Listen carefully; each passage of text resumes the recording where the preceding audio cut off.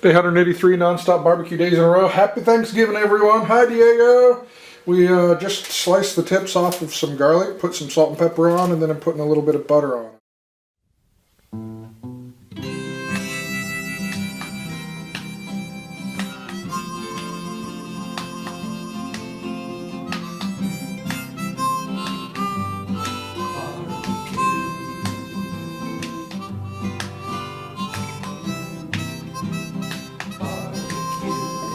Roast these up separately. I do have some tips that I'm going to dice up and put in with our cast iron skillet game hen that we're having for Thanksgiving. So next step is to simply fold this up tight, and the purpose of folding this foil is to seal it in. And I'm just going to shut it off because I'm going to get the camera away anyways.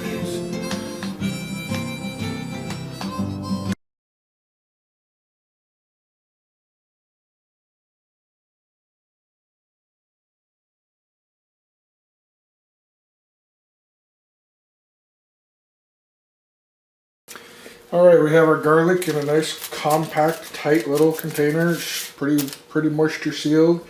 I don't know if I mentioned this before, so I'll mention it now. Salt, pepper, a little bit of butter. The butter will melt the salt and pepper down into the garlic cloves a little bit, and we're going to cook these for about 45 minutes or about as long as the corn on the cob. That'll should get a little bit firm still. So, we're just gonna dice these up, and Angie usually flattens the garlic, but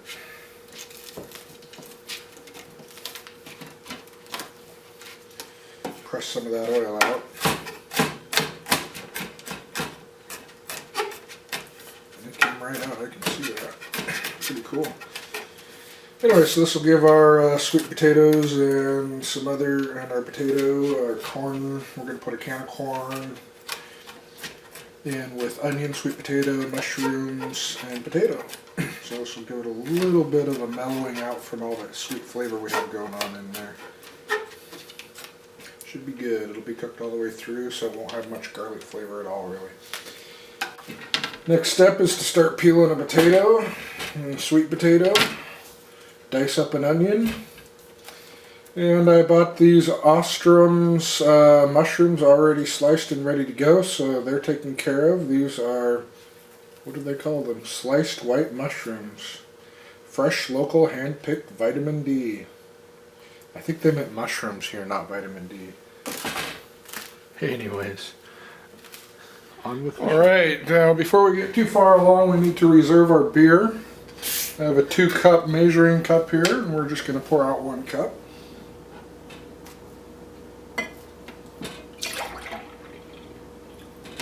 Well, that's a little more than 1 cup. Now you need one of these for every adult cook that you have, and you can skip this if you prefer not to drink beer. You could substitute for wine. Well, a little too much there.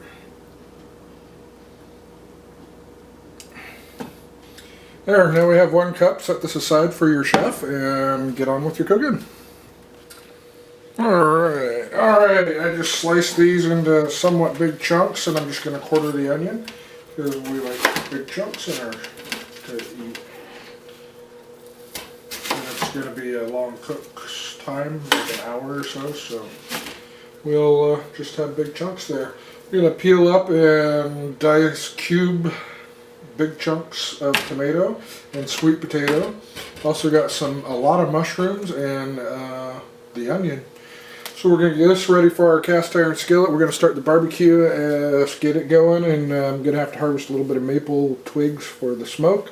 We're going to put these on the barbecue to smoke for 15 minutes. We're going to coat them with coconut oil first. Put them on the barbecue, smoke them for 15 minutes, and then put them in the cast iron skillet to cook up with the rest of the vegetables. And that's going to be our show today. Hopefully I've gotten everything. Equal parts, the marinade is equal parts honey, equal parts lemon, and double that in soy sauce. And then I added equal parts of all those combined, which was 1 cup of water. So just so it would get in the bird better this time around. Not that I really had a problem last time. So we've been marinating this overnight, and we're getting ready to go. That's our show. Let's get on with it. Alright, as I'm coating the oil on my bird inside, the coconut oil that I had to melt in the microwave, it's solidifying. I just want to show you how it solidified the bristles out of place. This is Teflon, it wouldn't normally do that. So this is kind of interesting, no big deal, just thought I'd comment on it. Alright, we got the cast iron skillet heating up inside. Can you see that? That waxy coating is the coconut oil. And then we need some wood in here to get the 15 minutes of smoke going. This is a ornamental maple. I've been told that's supposed to be the best wood you can use. I'm just going to close this so it pushes the wood down. And then we're just going to let it go at high for 15 minutes. Just like we did before. I wouldn't believe this would be a good trick, but I have learned that it is. Then we're going to bring the cast iron skillet out here and we're going to get them all together and a little mingling going on. So I patted dry. Well, that's burnt, catching on fire. We can leave this open. I patted them dry after marinating them overnight, and then I coated them with coconut oil, which, because it's so cold inside, it solidified. I had to microwave it to warm it up. And that's to keep the skin from getting too rubbery or too smoky. I didn't do that last time, and it got a little bit rubbery, so we're going to try it this time. And just leaving this lid off while I talk so that their wood will get going. I see a little bit of smoke going on, so it's time to put the lid back on and let the cooking begin.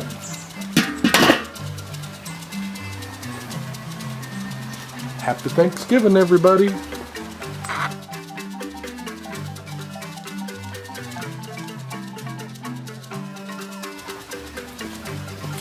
Alright, one more thing I'm going to add is sweet potato on one side and a normal potato on the other. And that's it. I'm going to shut this top vent off for about 30 seconds to get that wood to stop burning. And then it'll smoke and we'll set the timer. So I'll go set the timer for 15 minutes and I'll come back out and I'll open up that vent again. It was burning, not smoking, and that's not what we need. So we need to shut it down, starve it from air, and get it smoking.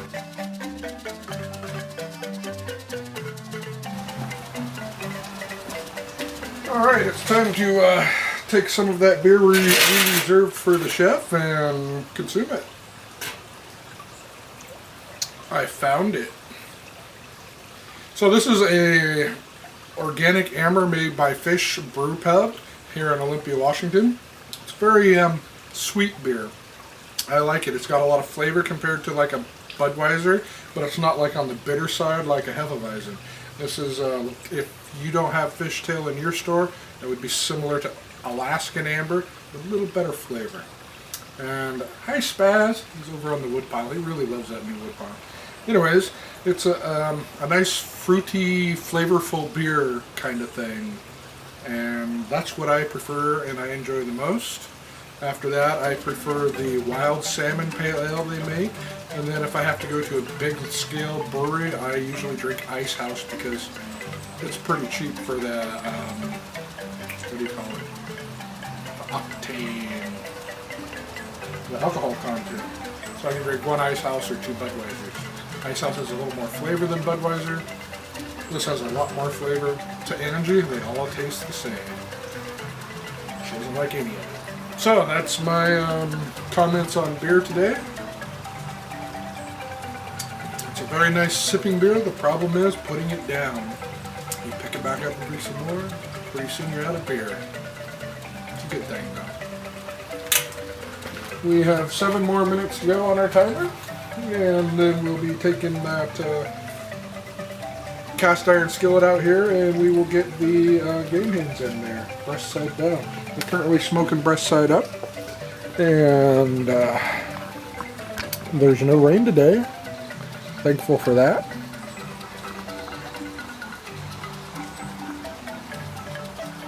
I'd like to see more smoke coming out of there, but there's only so much you can do. And so what I did is I shook the ash out of the bottom vents and that got more smoke going, more airflow, got the wood burning. There is only so much you can do, but it's working. Alright, as you can see there, we got some good smoke coming out now. Which is ironic because it's just about done, 15 minutes. And even the light smoke should have helped.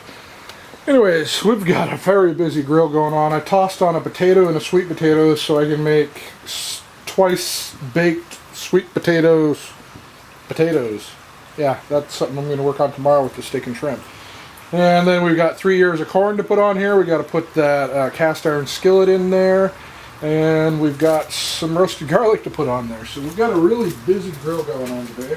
Let's shut the camera off and take some shots of the chicken of the game hens. I'm going to move the camera a bit closer so we can get a close-up. And I'm going to refocus. Put it on autofocus. Ooh, those look nice, don't they? Okay. And as you can see, that wood is burning up.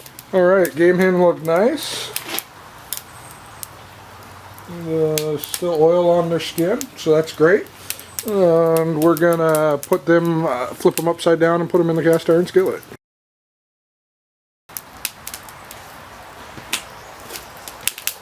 Alright, I did have the cast iron skillet heating up inside, but it's not really hot. We're just gonna set these like that for now. And I'll come back and play with them. We need to get this off the heat. There we go. Our sweet potato. We're going to stack the potato over here next to it so we can put our ears of corn over here. We're just going to roast our garlic, theoretically, right on top of it, you know, right underneath it. Yep. Well, that's right on the heat. I don't like that, but we're going to shut the heat down a bit. No, we're not. How am I going to fit all this on here?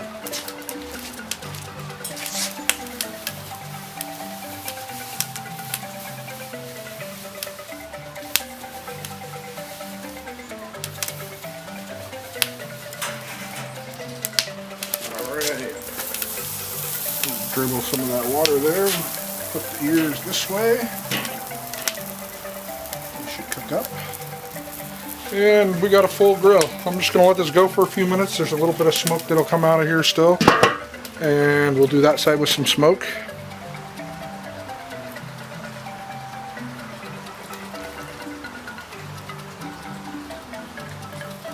And it doesn't matter if it gets on the bird. It's got oil and it just runs right off. I'm trying to get it all around the mushrooms though, so they pick up a little bit of that flavor right off the bat. And there we go.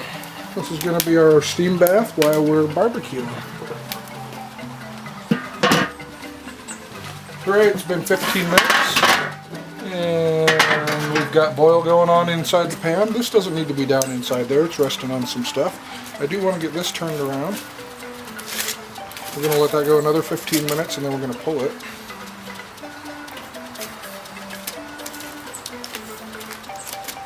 We want to kind of an al dente garlic.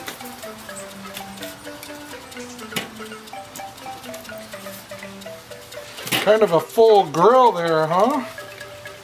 We do what we can.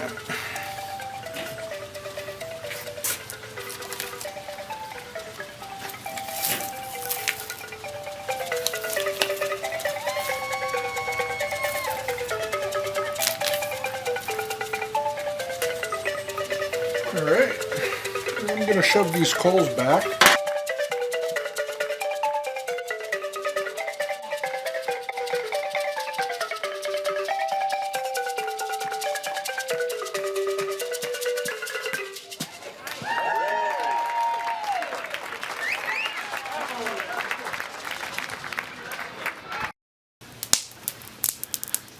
Alright, I did want to stir this up a little bit.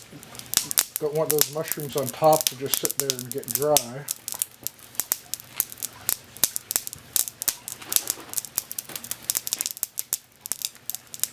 I want to make sure everything has a chance to get down in that liquid to cook right.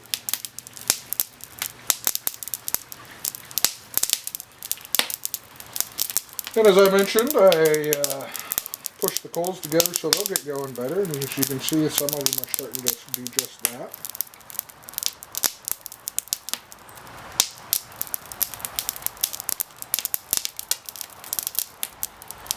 rip that skin off.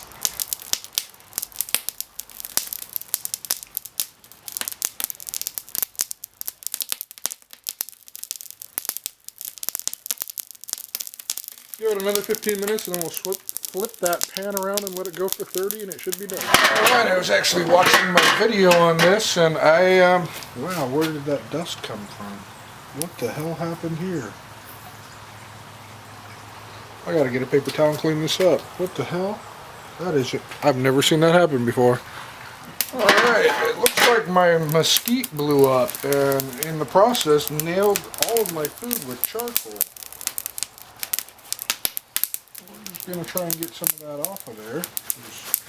Too much will cause your food to be bitter. Look at that. I am disappointed. Freaking train wrecks.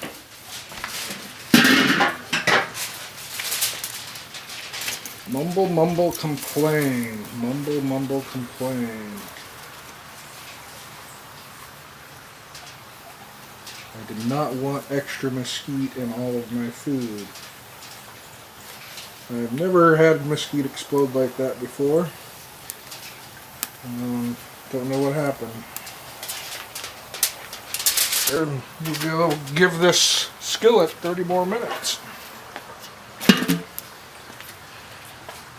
Alright, we got the barbecue cleaned up. We got the foil on here. It's not on tight, so it should let the moisture out, hopefully. In fact, I'm maybe going to make sure it does by opening up this side to vent completely. And that's it. Let's hope the sucker, well, if it does explode, I don't care. Bad mesquite. Alright, I'm going to rinse these off really good in hot water. So, this is how you can save a meal that's been covered in exploding mesquite. Check out how big a chunk that is. That you bite into that and it's going to ruin your Thanksgiving dinner. So the next step will be to watch while I plate this up and to make sure that I get all these big chunks of mesquite I can out of the food. Now it's really disappointing. But you know, live and learn. I've barbecued how many days? 183 days this year, and this is the first time in my life I've ever had mesquite explode all over my food. I mean, sure, it snaps, crackles, and pop, but it doesn't usually put out dead fuel. It's usually burned off or something. Anyways, that's the tip. That's what we're doing. Alright, I'm just going through here and I'm getting some for Angie. Look, there's a little piece of mesquite. And she probably won't ever complain about it if she did get some, although she might, you never know. She's a sweet gal. But yeah, for the most part, there's a little bit more. For the most part, it's pretty clean. So we'll give her her game hand. Man, that looks good. Man, that's hot. And then we'll dish up the plate for the money shot.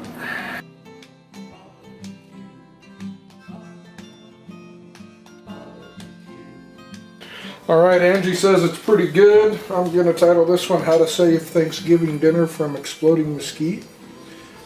And this was advertised as yellow corn. Doesn't look too yellow to me. Not bad for store-bought corn. Tater. Oh, that's good with that Asian marinade. It's a little sweet and sour thing going on there. Normal potato. Nice. Oh, that's the fork. Mmm. Mushrooms picked up a really good flavor. It was all very good. Let's go for a leg, shall we?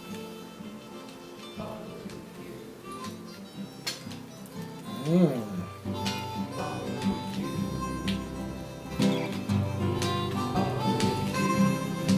No, it didn't get very crispy, but the skin does break easily. And I suspect because I covered it in foil, I kind of ruined my chances to get crispy skin out of it. But, you know, if I hadn't covered that in foil, I came back 15 minutes every time, and that foil was covered every time in mesquite, so it kept exploding when I wasn't around the barbecue. I've yet to see what it actually did, but it was just cover. So this is how you can save your Thanksgiving dinner when your mesquite explodes all over it. I have used mesquite for years and I've never had this experience before. Thank you all for watching. Hope you enjoyed this video as much as I'm enjoying the food. Dang, that is good. Smoke ring all the way to the bone.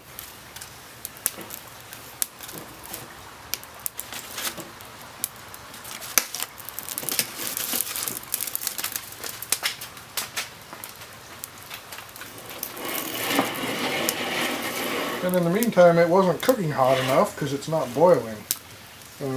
Very disappointing experience.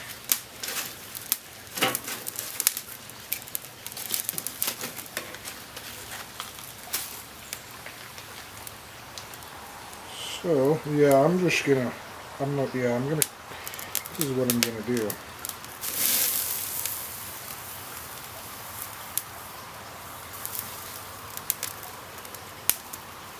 Some of these just have to come off, they're just too coated.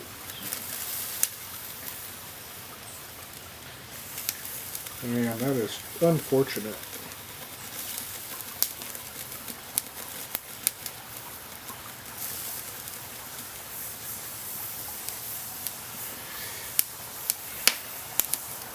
Yeah, I need to do this better.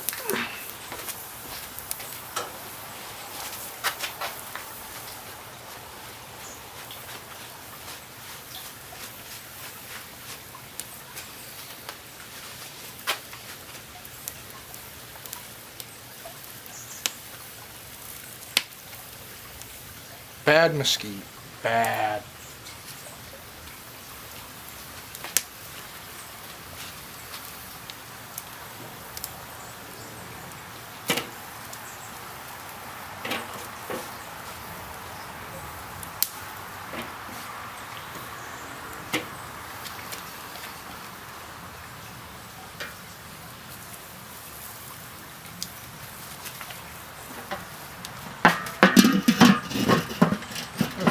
Up. I'm gonna get some foil. We'll prohibit this from happening again.